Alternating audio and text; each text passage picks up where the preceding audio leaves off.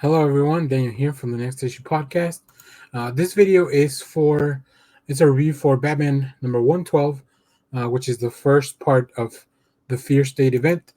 If you're not familiar with Fear State, I covered last week the Fear State Alpha comic that came out, which kind of really is a good primer for the whole story.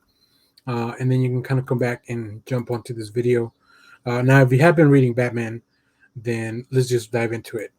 Batman 112 is written by James Tynion IV with art by Jorge Jimenez, colors by Tomeu Morey, and letters by Cowles. This is published by DC Comics. So in this latest event, Fear State has officially begun. If you don't know what's going on, I think this issue really kind of also welcomes you into the event. I think Alpha did a better job as far as like explaining everything that's going on, but that doesn't mean that in this one you'll be completely lost. Even if you didn't read Alpha, but you've been reading Batman, you'll definitely know what's going on. So after last week,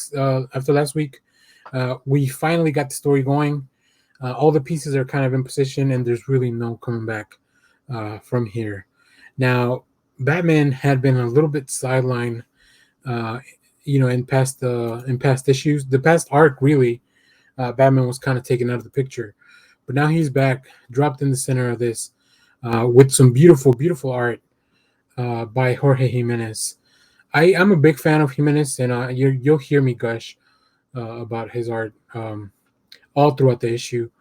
And I just really love the way that the combination of this art and the story really gives this a horror feel. It's not like other books that Tynion's doing that are pure horror, but this superhero horror, I think the Scarecrow was the perfect villain for this. Here we can see another one of my favorite panels.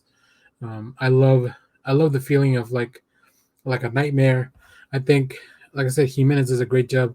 He did a fantastic job with the redesign of the Scarecrow, but also I love the quiet moments that they add into these pages. We have Simon Saint, who is on the other side of this event, kind of making things happen from behind the curtain, along with Scarecrow.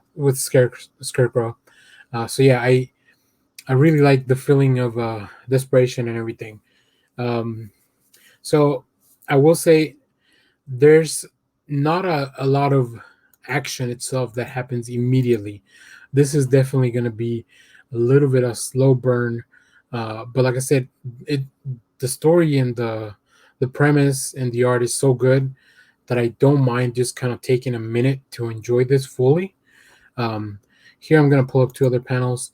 This is my favorite way to do exposition in a comic. I'm not a big fan of narration in the comics. I think that great comics are able to just kind of show you without having to tell you. But I really like the fact that this is all being kind of done through an interview. And you see here all the machinations from behind, that Saint is pulling. We also see the Dark Knight struggling in the meanwhile to kind of escape the Scarecrow after everything that he's been through in the past few issues. So I'm very excited. I love the designs. I love the designs here of Peacemaker 1, contrast with everything that's going on with Batman. So I'm a big fan of this team. It's a little sad that this book will be their last hurrah together, at least in DC Comics for a while.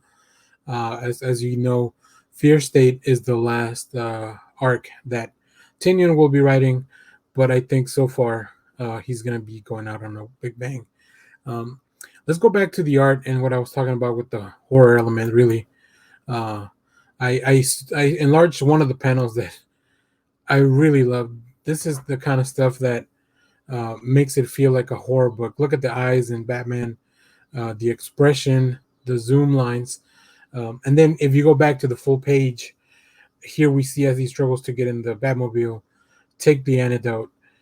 So we know that Batman is in a bad spot. And that's just a perfect way to kick off the story, which I really like. I love the inclusion of a lot of the Bat family, which you will see later in the issue. And here I'll show you guys one of one of the last panels that I have for the art. Um, Stuff like this is the kind of stuff that I like.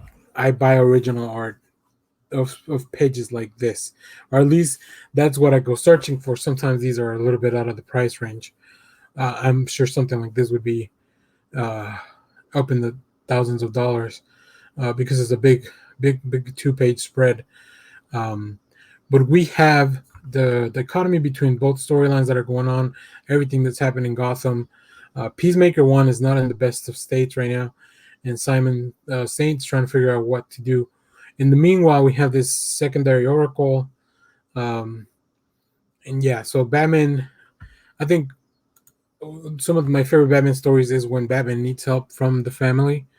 I just really like to see that he accepts that he can't do everything on his own. So I'm super excited to see what's next. If you're not reading Fear State, I definitely recommend it. You can jump in right now. There's only 2 issues really that you have to read to get the story. If you have been reading the Batman story, let me know down in the comments below what you think of this run. I think Tynion's been killing it. Um, I was a little sad when Tom King's run came to an end, but I was happy to hear that Tynion was going to be taking on the mantle of writing this book for a while. So very excited to see what the future of Fear State brings, the changes that are going to be coming to Gotham because of it, and then the state of the DC world really after Tynion leaves the book. But yeah, like I said, the art team is great. I'm really enjoying it. I love Batman, so I'm super happy that sometimes it's hard to read when the Batman stories are not as good, but I still feel like I got to read them. That's not as much fun. So this is a lot of fun. So yeah, thanks for watching, everyone. Remember to share, like, subscribe. Leave me a comment of what you've been reading Batman wise. What you think of this Fear State event, and remember to check out our Patreon. Description is in the link in the description. So yeah, thanks for watching, everyone. Bye bye.